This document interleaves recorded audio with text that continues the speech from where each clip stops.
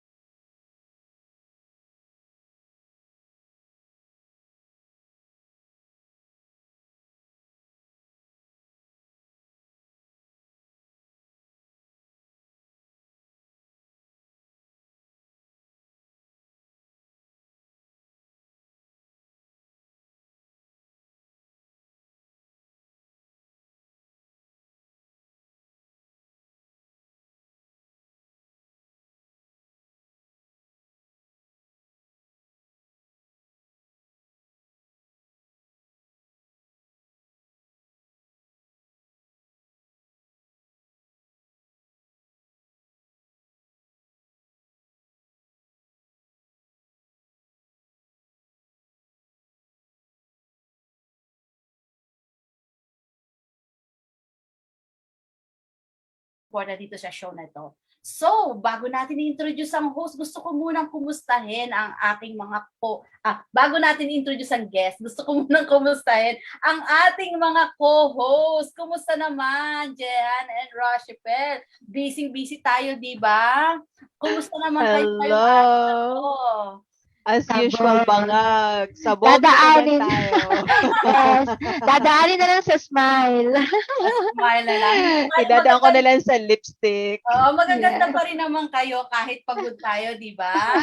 Ganyan talaga yung mga freelancers, di ba? Kapag trabaho talaga. So yung ating mga audience ngayon, please naman kapag mayroon kayong mga question regarding sa ating napaka-special na guest ngayon, mag-question lang kayo, i-chat nyo lang sa ating chat box kung ano yung inyong mga question para mabasa namin mamaya at masagot.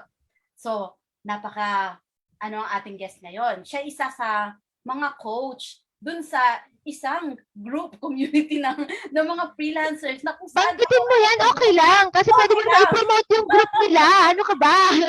Okay. Go ahead. So, sa group ni JTL, sa Tribe, sa Freelancers Movement Tribe. So kasama din po ako, parang freelancer, merong, yung ibang mga freelancer, maraming kliyente, ako naman, marami din grupo.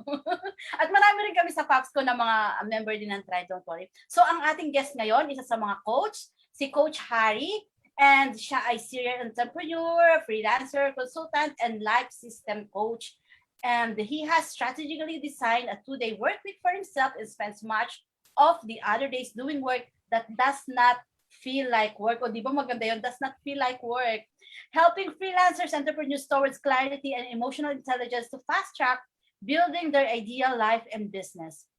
You do not need to be the most intelligent person in the world to be successful. One of the most skills every entrepreneur should have is having emotional intelligence. Okay, so yun po si Coach Harry. Si Coach Harry, kumusta ka na ngayon?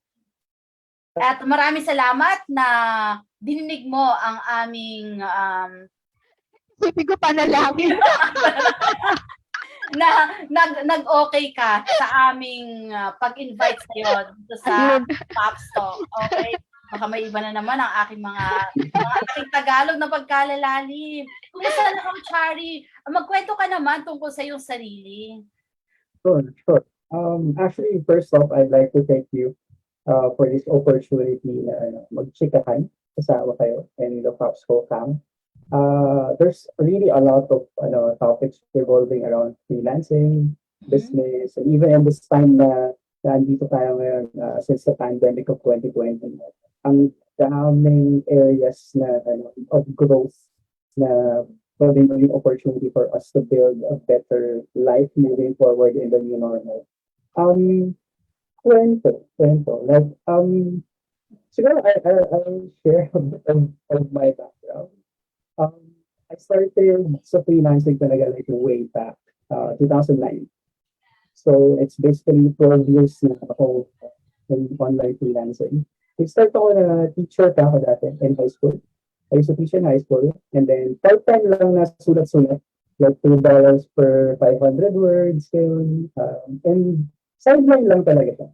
Yung panahon na hindi pa siya parang full blast na po. Even mga VA at that time, pag sabi VA all around that, wala pa yung mga specialization na Wala pa. video editing. Tapos VAs, pwede na maging project manager, OPM nowadays. Pero dati pag VA talaga, all around. So I quit my teaching to pursue full-time freelancing around 2012. Like late 2012, going to 2013. And then that's when, as in, lahat ng klase ng jobs that I can actually do. So parang I just grabbed the next opportunity. So it was more a hustle mode of freelancing talaga back then and try different skills. Yung mga panahon na hindi pa rin uso yung mga process. So lahat YouTube at saka Google lang yung companion and learning. And then hands-on experience na. Kasi many of the freelancers back then, lower pa yung rates talaga. And at the same time, many of the Western clients, most especially, they're willing to outsource kasi mas mura talaga if they outsource to freelancers. That's why sobrang daming jobs. Sobrang onti nung going to develop skills. Pero hands-on experience is what can get you like moving towards learning those skills. Medyo ganun siya until I found business consulting as my main thing. So, 2015 is when I shifted to be a consultant. So I started with one client, pero VA pa rin ako while I have my consulting client. Until eventually it transitioned na less work, more of consultancy work up to now. It's 6 years. And yeah, that's basically where I'm at in my freelancing journey. Na-curious ako dun sa consultancy kasi ngayon I'm offering business development.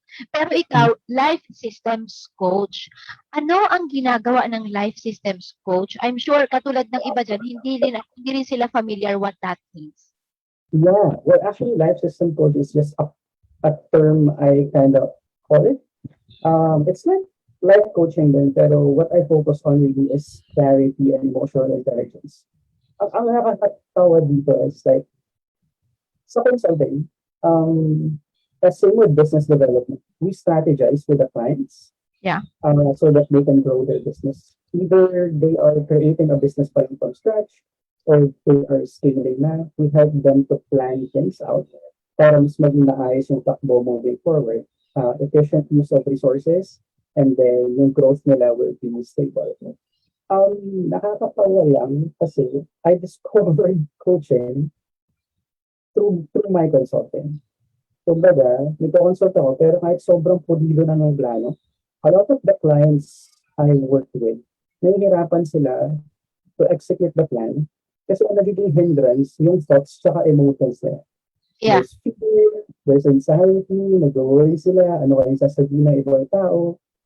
So, napa-enter ako into coach Harry mode prematurely.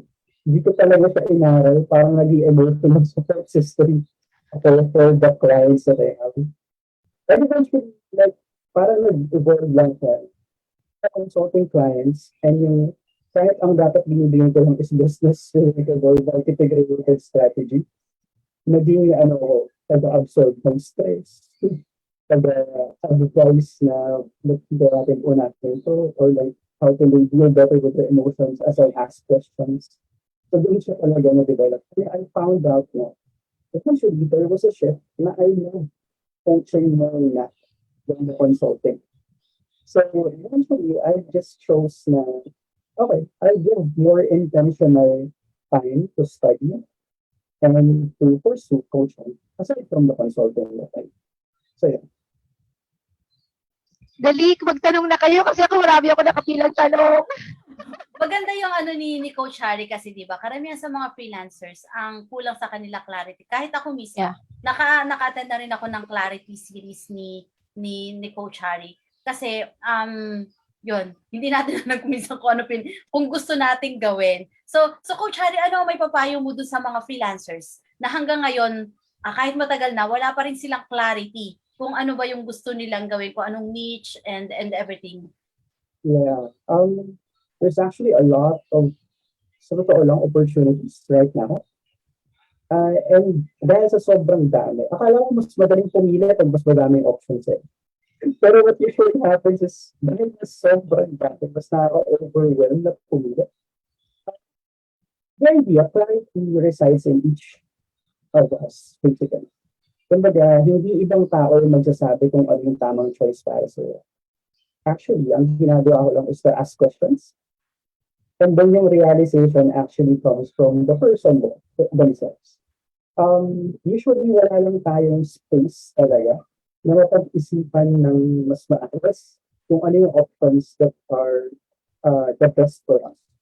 A few layers lang naman yun is actually saan ka ba masaya, saan ka ba madaling, o kaya madali sa i-execute or matutunan, saan ka most useful. So may feedback ka na ba na nakukuha from other people na napansin ko magaling ka sa ganito or magaling ka sa ganito. And then yung track record for experience. Kasi many of the things na manaranasan natin sa buhay, meron siyang kumbaga relation sa kung ano yung pwede natin the skill or service or problem that we can solve for clients. Yeah. Ano, Sherlane? Si Sherlane, nagkakaroon siya ng parang, Nakailang beses na ako kay Kage na naka-attend ng Clarity Series. Kaya lang kasi medyo yung Friday yung Clarity Series niya kaya hindi ko natuloy eh. Pero minsan nakaka-attend ako. Nagkakaroon naman ako ng clarity kaya lang pagkatapos ng minsan kasi ako malituin. Yeah. Madali ako nagkakaroon ng clarity tapos meron kasi akong shiny, shimmering. Yes, yun sasabihin ko, umaandar yung shiny object syndrome. Shiny object syndrome ko. So pag may nakita naman ako, ayan na naman. So kaya gusto kong uma-attend ng mga ganun para nare-remind ako sa mga bagay na dapat kong gawin. At isa sa mga ginagawa kong para di ma-clarity, magkaroon ako ng clarity sa tinatanong ko rin sa Roche. Nalilito na naman ako, Roche. Isa akong malituin. Isang good example. Okay?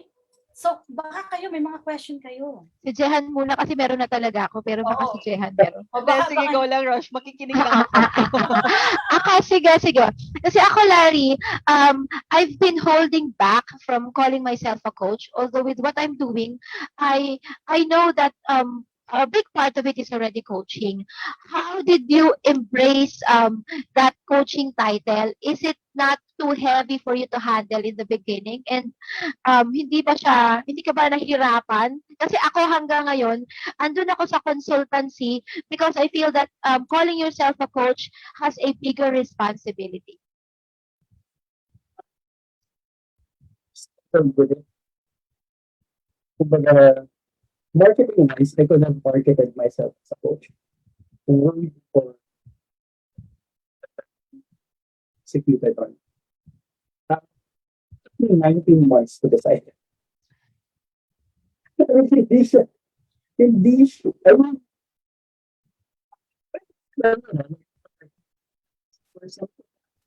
Kage, parang nawawala yung sound mo ulit. Yan. Nawawala. Parang nagkakaroon ng echo. Tapos napuputol. Ayan. Is this better? Better. Okay. Yan.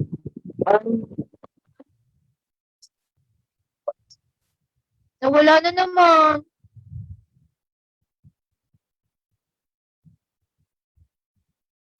Anong nangyayari? Ganyan talaga minsan. Minsan? Oo. Buti na lang sanay tayo dyan. Kasi nakaka-attend naman ako ng Clarity Series ni Kage. Maganda naman ang kanyang sound. Nahihiya sa FOPSCo ang mic niya. Yeah. Para siyang medyo garbled na Ganyan po talaga pag live tayo, mayroong mga technical difficulties. Part yan. Pero kayo bibitaw, maganda ang topic natin ngayon. Yes, that's right. Oo. Ikaw ba, Roche? What's keeping you from calling yourself a coach? Ako nga parang gusto ko na siyang i-embrace, pero alam mo yung imposter syndrome. Exactly. Sabi ko nga sa'yo, hindi naman kasi lahat ng ginagawa natin, although we seem confident enough. But deep inside, sometimes, there are things that we also doubt ourselves. If we can really do it, or if we're really the exact person na hingan nila ng tulong. Kasi coaching, for me, it's a bigger responsibility than just consulting. Sige, kung okay na si Larry, kung maganda siya si Harry, mukhang siya yung dapat sumagot dyan. Wala pa din.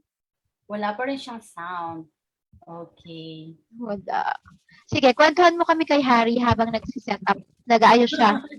Nag-aayos siya. Yes. Okay, si Harry ba ay single, married, with kids, saan nakatira? Yes, siya single, pero dun sa kanyang notation, meron na daw siyang ka-MU. In a relationship. Ibinoko So, I don't know kung ganun talaga. Pero ang gusto ko kay Coach Harry, kasi siya yung pinaka-coach nga namin sa tribe, there are times na talagang mini-message niya kami mga members, lalo na nung bago pa lang ako na, hi Sherlane, kumusta ka na? Hi Sherlane, kasama ka na ba sa FB group? Hi Sherlane, meron na ba tumawag sa'yo? Yung TL mo ba, tinawagan ka na? Hi Sherlane, yung mga ganun, parang mafe-feel mo na talagang there's somebody na talagang nag-check sa'yo. Tapos, message pa niya ako na kung may kailangan kang tulong or kung ano to, gusto mo bang makipag-usap. Sabi, kasi sa kanila as a coach, pwede kang parang mag-book na makikipag-usap ka sa kanila ng one-on-one. Pwede yon. Kahit yung TL namin, meron kaming ganong portion na, sinong gusto magpabook sa akin ng one-on-one, pwede ako, available ako ng ganitong araw. Si Coach Harry, nagaganon din siya yon. Okay. Medyo nahiya nga lang ako. Ba't nga pala hindi ako nagpa-one-on-one kay Coach Harry, no? Baka doon ako mawala yung aking imposter syndrome at ang aking Baka mag-grow mo yung shiny object, Kemelo mo. May alam pala ako isa, bakit ayoko magpatawag ng coach. Kasi pag tinawag ako, Coach Roach. Parang parang coach yung tunog. Maging roach ka. Ay, Roche! Naalala ko, May kwento ako dyan. Ano yan? Oh my God, he's so gonna kill me for this. Pero kami ni Rax, alam mo naman yung favorite pastime namin pag nagmi-meeting tayo, diba? Oo. Lalo na si Sir Ian. Di ba Roach yung tawag niya sa'yo? Kasi naman dapat Rush. Para may konting lambing. So talagang napaano ako kay Raquel na sabi ko, Rax, kasama pa na natin si Manny Pacquiao dito sa team. Oo, sabi niya, nandito si Coach Roach. Sabi ko na tignan mo. Harry, check natin yung mic mo. Yeah, so I better? love it. Pang podcast na po, mga kaibigan. Sorry. Go ahead. Naalala pa ba niya yung tanong? Yeah. Okay. Well, for me, it took 19 months before I actually took action. The idea was, though coaching is something na I was functioning for a part of it, through consulting, alam ko na I needed to equip myself. I needed to learn what the industry was about, its trends, ano ba yung types of coaching, a whole lot of the layers na nandun. Because I thought it was what I needed to be more qualified, basically. Kasi andun yung feeling na it's easier to give advice because business yung mag-grow or pwede rin mag-fail depending on the advice. But it's different for a coach kasi it's the life of another person that's gonna be your responsibility. Yeah. Which is, kumbaga mas parang, at least from my point of view, parang mas mabigat yung responsibility because of that. Yung profits na malose sa business, basically pwedeng bawiin. Like lives of people, you can't play around with it. I guess that's part of at least for me, what happened was, I know I was hesitating. I know there was fear. I know ayokong tawagin ako ng coach. So it took 19 months of preparation and studying just to convince myself na sige, baka pwede na natin i-try. But the idea was, it was really other people who pushed me into it. Kumbaga, tinulak na nila ako sa bangin because they were asking if I could be their coach, even if it wasn't parang part of what I really was super 100% prepared for. But people were asking. So as a beta test, I kicked it off na din. Like I started with a small group of people who were asking me if I can coach them. And turns out, many of the things na akala ko were actually debunked. Kumbaga, they were just things inside my head. But yeah, it took 19 months before I fully dived into it. Tagal, 19 months. Kulang pa pala ang ilang months pa lang naman ako eh. Wala pang 19. Nagbilang agad. Hindi nga kasi madali akong masway. Okay. So, Coach Harry, dun sa, di ba, na you're a coach na ngayon, it took you 19 months. Tapos, during sa mga coaching session mo, meron ba ka bang mga unforgettable moments? Iyakan portion. Ay, marami talagang umiiyak kahit sa amin. Yeah, it's true. I mean, the unforgettable moments are basically high emotion, high energy interaction. There's a lot to unpack, especially on the sides of the emotional aspect of our lives. I guess with the coaching that I do, I know I have a business background. That's why I'm serving mainly entrepreneurs and freelancers. But most of the conversation revolves around the layers of what's holding them back emotionally and mentally. This is basically an exploration, a deep dive into kung sino sila, paano sila mag-isip, ano yung usual na moods na meron sila, and how is that affecting life decisions, relationships, and even yung business na binibuild nila. So, I guess one unforgettable moment, actually two, but that's related to medyo mabigat, but navigating through the loss of a loved one. Yeah. Because kahit ako mismo, I'm teary-eyed and nagpipigil during the call. Kumbaga, I can't ignore the emotion kasi there's a transfer of it. But aside from that, there's a part of me that wants to empathize and sympathize during the call. So that moment, a coachee lost her father, and it was really hard for the whole family, and siya yung panganay, and a whole lot of responsibility falls into her hands sa pag-prepare and all. She is a freelancer, and the main idea kaya siya nag-freelance is para mabigyan ng mas maayos na buhay yung parents niya. But eventually, wala pa siya doon eh. Hindi niya pa na-achieve yun. And then, God took her father away na. So, there's a lot of layers na napag-usapan namin, emotion. But what makes it unforgettable is, I feel more deeply kung paano ba maging tao during moments of that. Kasi even if hindi ko yun personal experience, I feel na there's a lot of learnings and connection that can happen just by conversing with another human being. So I treasure yung ganong klase ng experiences. Yeah. I so agree. Actually, yan yung reason kung bakit ako nag-i-enjoy ako sa training, consulting. It's because of the connection that you have with the people. And doon nga, nagkakaroon nga ng coaching na, parang coaching na rin ang nangyayari kasi hindi na lang din siya talaga nagtitrain ka. Kasi kailangan mong i-motivate, how to do this, how to do that, diba? So, ayun. But I'm still holding back on the coaching title because of Coach Roach. Yeah. Pangit, fucking God.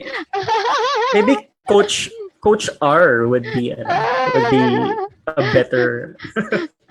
Roche na lang kasi dahil talagyan pa kasi nila ng coach. Kung coach ako, coach lang. Why not call me Roche, di ba? Yeah. Ang problema mo kasi dyan, Roche, you know your friends so well. Oh, yeah. alam mo kasing libakera ka. Okay lang naman ako kung kayo. Baka sila yung sabi, ayun, tatawagin ka sa kunyari, sa ganitong event. Ladies and gentlemen, presenting the Coach Rochefel. Coach Roch, may ganun agad eh. Pangit. Copyright ka pa ni Pacquiao. After some time, parang hindi na rin siya mag-matter. I mean, what happens is, kaya even sa group namin nila Sherlane, I don't want to be called coach. Kasi nga, may iba siyang, di ba? Parang Kagi ang tawag namin sa kanya. Yeah. Kagi. At least yun, it's more playful, it's more fun. Kapag coach, ang nangyayari is people's expectations can get real high, real quick. Yeah. And the demands of those expectations sometimes nagiging absurd na. Na parang coaches are superhumans and walang vulnerabilities or weaknesses. Yeah. Yeah, I mean, ano yun, parang super normal siya. This is why parang ako mismo, I have 4 coaches right now in my own life. Well, basically 3 coaches and 2 mentors. And yun kasi alam ko kailangan ko rin mismo. Aside, they're the ones that remind me of the things that I need to to grow out of or like develop myself further in. Ayun. Yeah, so managing people's expectations, it's a big part of the title. Kaya hindi rin ako fan of yung titles mismo. Yeah. But regardless if they call us coach or not, I've seen a lot of people function as a coach for other people. Like yung support system, yung encouragement, yung motivation. Actually, feeling ko nga. Kaya lang may coaches ngayon kasi maraming mga tao yung hindi nakaranas o nakakaranas ng tamang suporta that they need so that they can excel with their gifts and really build freelancing man yan or business in their own journeys. So, Actually, yung ginagawa natin based on Harry's description na support and all that, yung ginagawa natin sa DJT for our trainees, it's coaching na rin eh. So, really parang is. we really just need to embrace the name na coach kasi feeling ko the hesitation there is natatakot tayong masita and natatakot tayong pagtawanan because kiniklaim natin yung isang bagay na hindi naman tayo. Pero with all the DJT experience that we've had in the last 3 years, yun yung ginagawa natin, di ba? True. Yes. Nung Totoo kahit yun. mga personal na salubin ng ating mga students, talagang sinasabi natin natin, oo, Yeah. love life and everything. Nahirapan sila, mama, anong gagawin ko dito? Di ba yung Paghahanap ng love life, Harry, kasama sa trabaho namin yan. Yeah. Number 1 candidate namin si Sherlane. Medyo nahihirapan pa kami sa ngayon. But we're not Ayan giving na up. naman. Teka lang, baka naman Mayroong ano rin ni questions Harry sa yan. audience. Back upan natin yan. Sabihin Oo, mo sa Harry, tribe. baka naman sa inyo meron din. Yes, please. Pasensya na, ano to, Kage. No, it's ganyan really yung cool. mga yan. Every time na ganitong online, palagi nilang ganyan. Magkakampi daw sila. Mahalagang alagaan ang puso. So, yeah. Okay. Pero, mabalik tayo sa ating usapan. Meron kasing question from our audience. What's the difference between mentoring and coaching daw? Ayan na. Oh, Good question. really cool. Really cool question. Good Sa question. mga question talaga. Kasi ang dami gumagamit ng coach. Kasi nung minsan nag-research ako sa internet, pag sinabing iba yung ibig sabihin ng coach nga. Okay? Yeah. So please enlighten us para hindi naman kami nalilito. Sure. Mga audience. I guess since Filipinos naman, medyo familiar tayo sa basketball, no? So, in the context of that sport, merong coaches. Yung coaches usually, hindi naman sila yung, kumbaga, either player sila dati or inaral nila how to coach like the game. Pero hindi sila necessarily super skillful as a player. Kumbaga, mas magagaling pa rin yung mga kino-coach nila sa kanila. So, a coach, ang function niya talaga is to bring out the best dun sa students niya. Hindi necessarily na yung coach may parehong skill or may parehong path na dinadaanan or dapat nakarating na siya dun sa pupuntahan ng mismong estudyante niya. So, that's a main function of a coach is to bring out the best in his or her students. A mentor, however, is basically a person na na-achieve niya na dapat yung gusto mong ma-achieve. Kung milyonaryo na siya at gusto mong maging milyonaryo, dapat nandun muna siya, meron siyang path na dinaanan, and kaya niyang ibigay sa'yo lahat ng step-by-step process. Basically, yung mentor is a role model And yung mismong method niya at journey niya, yung lalakaran mo. So, if you look at those dynamics, a mentor, basically, bibigay niya na sa'yo lahat. Kasi kung ano yung ginawa niya sa buhay niya, yun lang yung i-follow mo. As opposed to a coach, basically, ang role niya is i-guide ka, supportahan ka, i-challenge ka, ibigay sa'yo yung details na possibly hindi mo nakikita in your current journey, pero ikaw pa rin yung pipili ng path na gusto mong puntahan. That's the basic answer for that, the difference of a coach and a mentor. Dati meron nagsabi sa akin, ang mentor daw, hindi mo kailangang bayaran. Ang coach daw, kailangan may bayad. Anong masasabi mo dun? Actually, depende sa tao yun eh. I mean, some mentors hindi talaga nagpapabayad. Some coaches hindi rin. Some mentors nagpapabayad and some coaches nagpapabayad. Now, the difference is, when it comes to payment, if you look at mentors, ibig sabihin, mas rare sila kaysa sa coaches. Kasi mentors need to be at a specific level of achievement and success before they can give people the blueprint that they can follow to achieve the same level that they are in.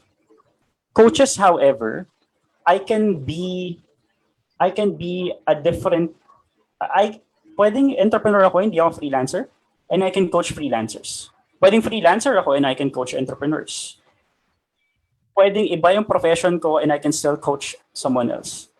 Pwede ako maging, let's say, psychiatrist or psychology graduate and pwede kong i-coach kahit mga Fortune 500 company CEOs. I don't need to be like them or achieve kung ano yung gusto nilang puntahan. So mentors are rare. It's just that, example sa Philippines, where the self-help industry or coaching industry is hindi pa ganun ka-developed. Yung awareness natin on these layers are actually blurry pa. So hindi natin alam if mentor ba yung hinahanap natin or coach yung hinahanap natin most of the time. And then even many coaches and mentors don't really consider if yung programs or courses nila nag-fall ba into mentorship or nag-fall into Or coaching? Oo, tama. Kasi there's a very thin line between the two. Yeah. Because it depends on how intimate the relationship is. Mm-hmm. That's part Yun of din the kasi equation yun. too. Yeah, kasama talaga yon. Shells, may question ka pa? Si Jehan, hindi ko pa narinig. Pero mukhang parang may tatanong siya eh. Nakikita ko sa kanyang face. Wala. Actually, ngayon ko, comment ko lang this. Ngayon ko lang narinig yung difference na yun. Kasi, I've been calling some people my mentor or parang ngayon ko lang na-realize na siguro coaches ko lang din yung mga yun. Pero, definitely, may mga naging mentors din ako kung ibe-base natin sa definition ni Harry. Ang lutang ko today. I'm so sorry. No, okay lang, Jehan. It's fine. Okay lang. Pumunta naman tayo sa mas masayang part, dun sa Kage. Kasi kanina sinagot mo ako, backstage. Backstage? Backstage, syempre, di ba? Pero, can you please share them what you said to me earlier about you having the Kage title? Yeah, basically, and this is a group namin ni Sherlane. I'm called Kage. It's inspired from an anime, which is Naruto. No? Kages are the leaders of the nation within that anime. And basically, their role is to... the meaning of Kage is shadow. So basically, they're the one shadowing the nation. In a sense, their role is to protect the nation from any threats. And at the same time, they're also the role model for the whole nation. So that's where dun ko hinuhugot yung sense of responsibility from what Kage means. In a sense, para ako nakasuporta sa bawat isa kasi para kong anino. And at the same time, I'm the rear guard and I'm the role model. Parang gano'n. Ay, hindi ka sinabi. Kage or kage is normally the strongest. It's the strongest within the nation. Yan, di ba? Para alam din nila yung history, yung mga hindi Naruto fan. Yeah, yeah. Tapos So, madagdag ko lang, yung amin, yung amin group, we are called the Uproar Ninjas. yep. Yeah. One of our hashtags is ninjapreneur. So yeah, just something we're playing around with. Yeah, there's qualities of ninjas kasi that I really admire, like they're mission driven. I mean, they would actually die for their mission. Kapag sinend mo yung isang ninja, they would be focused in fulfilling that. And the precision, the clarity that they have in their skills, in their moves, in their decision making. So these are just some qualities of ninjas na we push for the group that we have. O, di ba? Pwede kang kumuha ng inspiration kahit sa mga anime. Yes. May tanong ako. Yun lang kasi, is that yung bang yung series mo na Clarity series, how did you come about that? And paano mo siya, is it still a work in progress? Or parang sa tingin mo is buo na siya at pwede mo na siyang i-implement sa lahat ng gustong sumali? Oh, I would die if I do that. I mean, just saying, because I do really hands-on work. That's why it's a very limited number of people. Like, pinakamataas na yata is 40 people sa isang batch. But the idea is, yes, I consider it as my signature program. Basically, it evolves along as I grow. So there are lots of experiences that I have year in, year out. Lots of people that I meet. I get mentoring and coaching myself. So nag-grow and na-refine pa rin siya continually.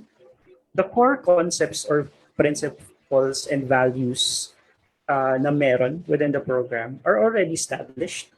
But nagkakaroon siya lagi ng tweaks when it comes to the exercises, the worksheets, the elements that we use so that mas mare-reinforce pa yung main benefit that they can get out of it.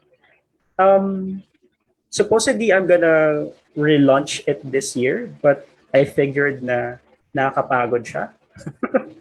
So next year na siguro ulit. I'm not even sure when I would launch again. But the idea is, eventually it will, though it's a signature program and I want it to be lifetime, eventually I know it will disappear. The idea is, if the people that I kumbaga help to build their own life systems can actually help other people build their own life systems through role modeling and even sharing the concepts, I won't even need to do it myself eventually. As a teacher, and then nag-stint din ako as a tutor before. I was tutoring elementary up to high school. Nakakainis sa feeling kapag yung tutor ko last year, tututuran ko ulit next year. Kasi 'di ba parang wala akong kwenta. Parang hindi sila natuto ng, I mean, the same math problems na yung fundamentals tinuro ko na last year. Tapos next year, ganun ulit. Diba? Ano na feel ng math teachers ko? Buti na lang graduate na ako. Buti na lang. Yeah, but it's a personal preference. Kumbaga, sarili ko siyang principle na if I've already taught you, they're part of the alumni group. So if they need further help moving forward, may yung resources that are updated, I give it to them. But basically, they can't enroll in the same thing again. Kasi, ano na yun eh, nakuha mo na eh. Nasa iyo lahat ng replace, nasa iyo lahat ng worksheets, nasa iyo lahat. So parang, you just need to apply it, not relearn it. Tantanan mo na ako, parang gano'n. Di ba? Pagka ginawa ni Jan yan sa freelancer movement, maraming hindi na magre-renew. Wag ganon. Lagot tayo, Harry. Pero may isang tanong na tinanong yung isang co-member natin sa FOPSCo na group chat. I think napaka-importante ng tanong na ito at napapanahon. Sabi ni Albert, free po ba coaching sa member ng FOPSCo? Huwag ganon. Ang dami natin. Sige, sagutin mo na, Harry. Well, coaching itself, to be honest, like, coaching is like 15% of what I do. So there's a lot of other stuff that I do. Basically, like I help run our family business, which is money lending. So pansin nyo, ako ay Bombay. I'm half Indian. My dad is full-blooded. Yung mom ko naman is may lahing Chinese. So very entrepreneurial silang dalawa. They were my inspiration in business. Even if during the times na I was growing up, mas gusto nilang I go the traditional path of like finishing college and be an employee. So medyo nagrebelde ako. Alam mo yun, parang rebelde ako kasi role model ko sila. which is yun lang. What the idea with coaching, example for me, there's actually 3 criteria lang of people that I coach. But before I dive into that, dalawa kasi yung klase ng tao. There are people na naghahanap sila ng comfort or relief from their current situation. And then yung pangalawa naman is naghahanap ng solusyon from their current situation. And they are light years apart. So I receive direct messages on a daily basis. And hindi ko na-replyan lahat. There's about 20 plus messages na every day for me. Some people, napansin ko na yung pattern niya, they want a coach because they want to be comforted kung nasan sila ngayon. The goal is not to grow out of the situation. The goal is just to find relief. On the other hand, there are people that are really looking for solutions. And the ones looking for solutions, they are the ones who will be willing to do what it takes so that yung sitwasyon nila ay mare-resolve. So that they can get out of it. They don't have to go through the same cycles of thinking and feeling and decisions and actions. So ako, I hop on coaching calls with people for free many times. If I see that a person is bent on solving kung nasan yung sitwasyon nila ngayon. But for people who's not at that point yet, it's totally fine. Maybe they will reach that point at another time. What I do is I point them to resources. Sometimes I give my own resources so that if they really consume that, there can be a change in the way that they're thinking about their situation. So, to answer the question, I'd be willing to coach anyone for free if you're bent on finding solutions.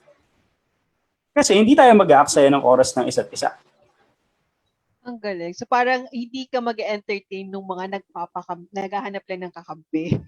Yes. Oo. Yes. That's really a good way to describe it. Yung naghahanap lang ng kakampi, naghahanap lang ng may iyakan, pero masaya na sa kung nasaan sila at that point. Yeah. Because we have friends for that. You don't need a coach for the same thing.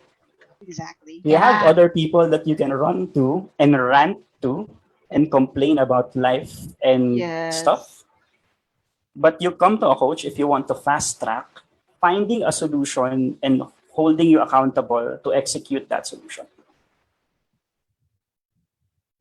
Ang ganda na sinabi ni Kagi Harry. Parang napaisip din ako, kailangan ko ba i-coach? O kailangan ko finding ba ako ng comfort? O comfort lang sa'yo, Cheryl. Sok ka na. Comfort ka lang. Minsan kailangan natin both. Nagkakaroon ako ng clarity. Yeah. Kasi once the comfort is there, yun yung hindrance for growth. Kasi those people that doesn't grow, they are the comfortable people. Sila yung talagang relax lang, chill. But once you're willing to go out of your comfort zone, then that growth begins. doon siya Yeah. nagsisimula. Kaya dapat tayo laging self-motivated. Sometimes it's not always a situation, and we have Harry, the likes of Harry and JTL for that. O, di ba? Nakakatawa is like, tayo lahat, we have the tendency to stay the same, di ba? To be, like, to love comfort. As in, yun yung normal. Whenever there's something new, even if it's an opportunity, yes, may sense of excitement, pero may sense din of fear. Tapos may sense din of ina-doubt natin if kaya ba to or para sa akin ba to, tama ba yung decision ko. It's very normal for us to have that struggle in between staying the same and then growing as a person. This is why communities like FOPSCo is really crucial in the development of more freelancers. People who are, di ba? Many people, majority pa rin naman of people are from corporate. The pandemic happened, which is a really, on the other hand, there's a lot of negative aspects to it, but it's also a wake-up call to many people in exploring the digital livelihood opportunities na andun naman na talaga, especially for us na medyo matagal na sa mundong to. Pero other people are actually like from zero, as in zero knowledge, diba? As in walang kaalam-alam about it. Kung hindi pa nagkaroon ng wake-up call, hindi pa magkakaroon ng desire na i-break yung current comfort. Kasi we're getting away with it. Okay pa. And it's the same thing for all of us. Lahat tayo may turning points. Minsan hindi nga natin na-realize na yung sitwasyon natin is komportable na. Until there's other people na gusto ring mag-grow and you're part of a community na mapupush yung isa't isa, na makita pa yung opportunities and possibilities for growth. Gusto ko yun. Yung last na sinabi mo. Community. Galing. Para tayo nagpapa-coach din, no? Yeah. Oo. Kasi napansin ko, kami mismo sa community, sa FOPSCo family actually, napansin ko yung kailangan mong mag-grow kasi kailangan mong mag-fit doon sa kung ano yung kailangan ng team. And at the same time, sila nakikita mo are doing the same thing. So parang kayong lahat, pinipilit na mag-grow para sa isa't isa. Parang exponential siya in return rather than just trying to grow on your own. Yeah. Kaya kami Hilahan pataas. Oo. Go ahead, sure. Nung last year, nung hindi pa kami masyadong busy, nag-aano rin kami ng mga training, leadership training, yung mga ganon. Kasi alam namin, as a leader, kailangan magkaroon kami ng yung tinatawag din ba yung benchmark, the bench. Kailangan yung bench namin mas ready to take over. Ready to take over. Kasi we don't know kung hanggang kailan, alam naman kami palagi ang mga reigning queen ng FOPSCo. So parang ganon. So, dahil nga kagaya ng sinabi ni Kage Hare, ganun nga, Hare tuloy. Hari. Parang ibang ni Kage Hare, yung ganun, kailangan mag-grow talaga tayo.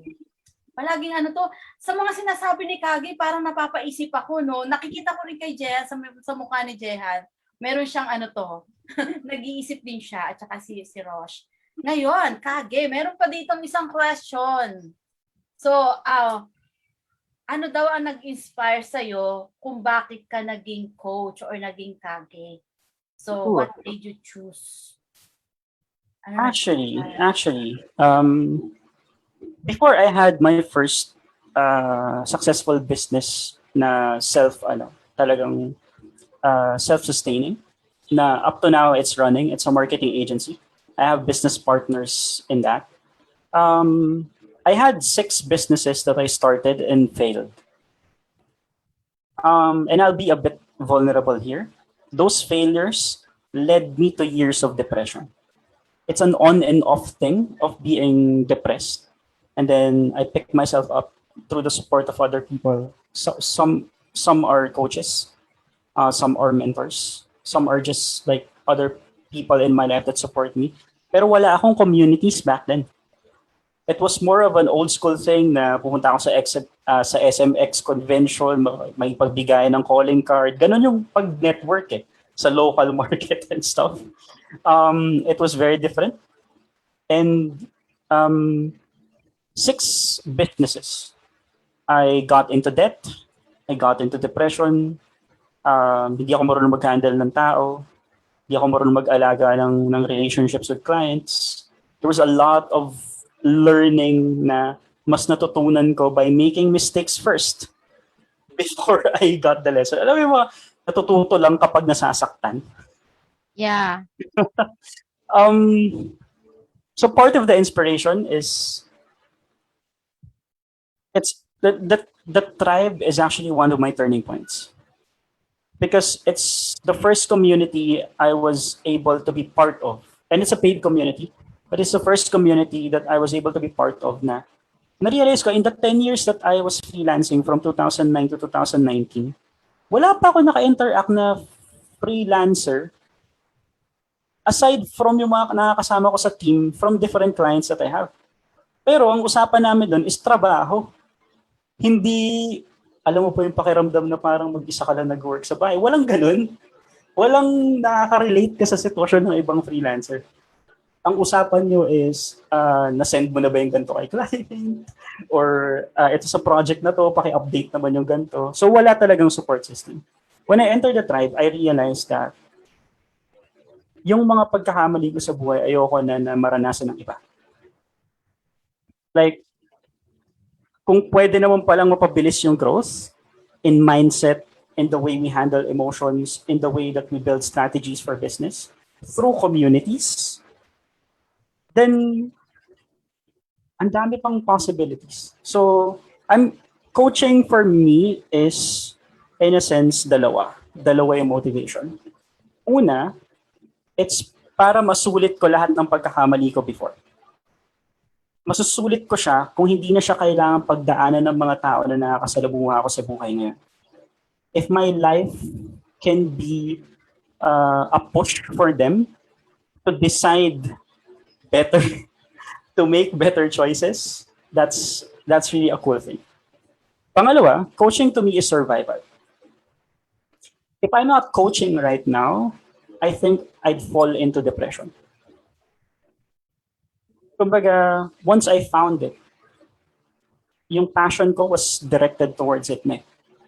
And it's a growing feeling from within. Took me a while before I finally took the leap. Pero yun yung pakiramdam. Na if I'm not coaching people right now, free man yan o paid o programs or kahit ano pa, I'd be a depressed person. And kung walang social context yung journey ko, it would have less meaning. It would be less motivating to actually move forward. So, though I think many times people get help from the coaching that I do, hindi lang nila na-realize na sobrang laki ng tulong that they're giving me. And it's an honor for me to coach them. Malaking opportunity siya to actually push me to be the best self that I can be. I love so, that. Parang kausap ko din si Jan eh. Parang ganun din. Well, yun yung hindi nare-realize ng iba. The people that we coach or the people that we train or we mentor, napipilitan tayong mag-grow because of them. We are inspired and motivated to do it every day because of them. Yun yung malaking bagay na tayo mismo, baga, nagiging mas mabuting tao, nagiging mas magaling kaysa sa kahapon nating version. Yun. Alam mo, masarap kang kausap, Harry. Gusto pa naming mag-continue. Kaya lang, 8 o'clock na. So, kailangan natin mag-FOPSTalk na. Sure. Ayoko pa sanang tigilan. Shush! Ako ba ang mauna? O sige. Go. Wine or beer? Sorry, hindi ko narinig. Wine or beer? I actually don't drink. So, water? Wine. I choose wine over beer. Okay. Morning or night person? Morning. Okay, next. Kayo na. Number 1 tool you cannot live without. Google Sheets. Oh. Regular home office attire. This one, t-shirt. Dry fit na t-shirt. And where do you go when you get bored? CR. CR. Ngayon na tayo nakakagasagot. Dati, kwarto. So, CR. CR is like the isolated place, di ba, na hindi ka pwedeng guluhin ng kahit sinong tao. That's where I read books. That's where I mind dump. I take down notes. And tsaka malamig ngayon sa CR. As opposed to... Pero pag may anak ka, kahit CR, wala kang Oh, privacy. yeah. Yeah. Okay, go ahead, Zay. Ikaw naman. Okay, so what would your pet say about you if we ask for a reference? Sorry, who? Your Uh, pet. Your pet. What would your pet say about you if nagtanong kami, sino ba si Harry Singh? Mhm. Clarity is what comes to mind. Oh. Describe your life using film titles. Oh, using film titles, this is hard. I guess Kung Fu Hustle. Oh, nice. Maganda yun. Favorite ko yun. If your wait lang. If your life is a book, what's the title? Ooh. Gosh, deconstructing your parents. Deconstructing. Wow. Deconstructing your parents. Your parents. Wow. Okay, okay. Na-intrigue ako doon. Ako rin eh. And last one, who or what keeps you motivated? Gosh. I just really want to break patterns. Meaning, like, lahat ng nakikita ko na patterns na nakasanayan natin, I just try to break as many of them. To see if there's something beyond breaking that pattern and testing something new. Okay. I like that. Okay, that's the last question. So may mga parting message ba kayo, Ross, Sherlane? Ako, parting message. Una na-miss ko si Jan kasi parang naririnig ko si Jan sa kanya. Maybe because they're friends. Di ba? Pero marami akong natutunan. Harry, thank you so much for a very special episode.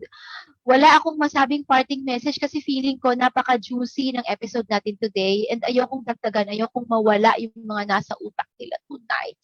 So, break patterns if you want and do not be comfortable with where you are. Always find for something new and, just have that courage to grow. Yun Yes. lang. Actually, oo. Yun talaga. Napaka-inspiring nung ano.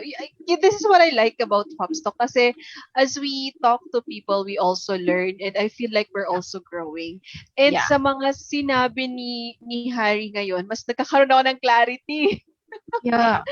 Sa pinaggagawa natin sa FOPSCo because I feel like we're actually doing something right.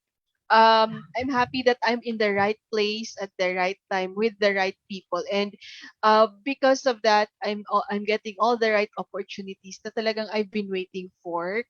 Kasi yung community that FOPSCo is building, yung camaraderie that we are we currently have with each other sa core group, talagang sa base sa description ni Harry kanina, talagang naano ko na, oo nga, ganito nga yung nangyayari sa FOPSCo. So thank you so much, Harry, for giving me that clarity with what I'm doing now. Yun lang. Ikaw, Cheryl, Yes. so. Thank you rin at pinagbigyan mo kami. At saka parang may mini coaching nga tayo dito, di ba? Habang nagsasalita si Coach Harry kanina, parang nagkakaroon ako ng clarity. Iniisip ko rin, ano ba ako doon sa mga sinasabi niya? Oh, yeah. So, thank you very much and hope na hindi ako makasama doon sa ibang mga yung ayaw mong i-coach.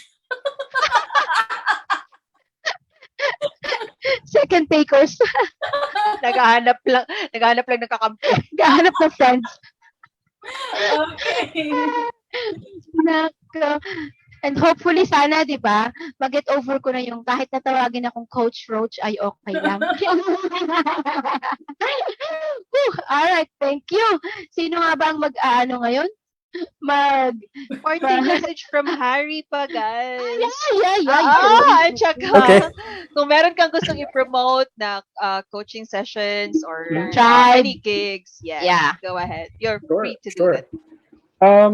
As of now, I'm not doing anything that's paid. So everything I'm doing is free. Dahil yun, if I take on more coaches, yun nga, I would die. um, yeah, so I'm doing every Friday, 6:30 p.m. to 8 p.m. I do free webinars and coaching sessions. So different topics siya every Friday.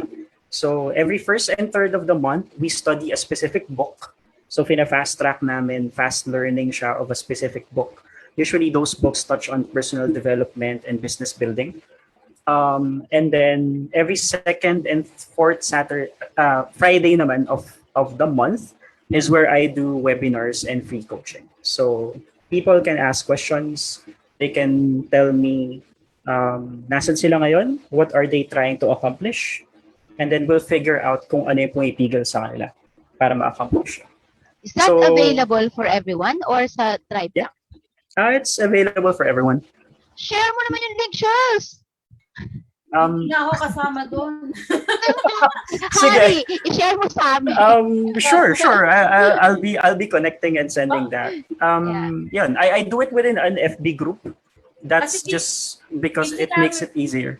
Busy No, go ahead. Every Friday, kaya hindi ako nakaka-attend. Pero sana. Oo. Baka naman masipa naman ako ni TL kapag pumunta. Conflict of schedule pala. Yeah. And I hope we can add you, Harry. I hope we can get connected. Yeah. I think marami magiging interested dyan sa iyong coaching. Actually, yung parting message feels awkward kasi I really feel connected with all of you, and hindi naman ito yung huling pag-uusap natin. There's gonna be a lot of mutual learning and support pa na mangyayari as we interact. Yun, I'm just really appreciative of this opportunity. You're touching the lives of people, and even if maliit na part lang yung naging part of this FOPSTalk, it's really a privilege. I take that as something na kumbaga, hindi ko alam kung once in a lifetime opportunity or but yeah, salamat. For other people siguro who's listening, like there's only one life to live. That's my message. So I hope na masulit niyo siya by being the best version of yourself and not have regrets moving forward in life.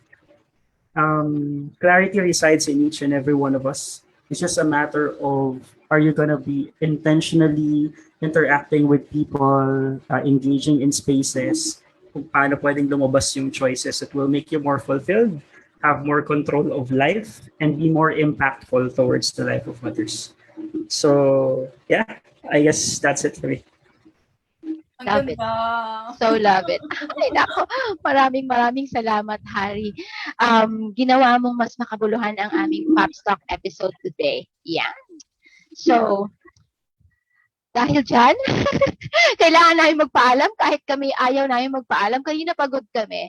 Pero para kaming nabuhayan dahil sa mga inspiring ideas coming from Harry, sa clarity na binibigay niya, not just sa inyo, pati rin kami na mga co-host dito. Thank you so much for watching us, guys. And I hope to see you all next Wednesday. We also have FOPSCo Academy, by the way. That's every Tuesday, 6 to 7 p.m. And same time next week, Wednesday, 7 to 8 p.m. for another special episode of FOPSTalk. Please don't forget to like our page, facebook.com/FOPSCo.ph. You may also visit us in Instagram, YouTube, and our website is FOPSCo.ph. All right. Thank you so much again, FOPSCo Media, SMM team, and of course, the Filipino Online Professional Service Cooperative members. Sana magkita-kita tayo ulit next week, same time, same episode, because here at FOPSCo, we grow together with Harry Singh ngayon. Bye, everyone! Bye!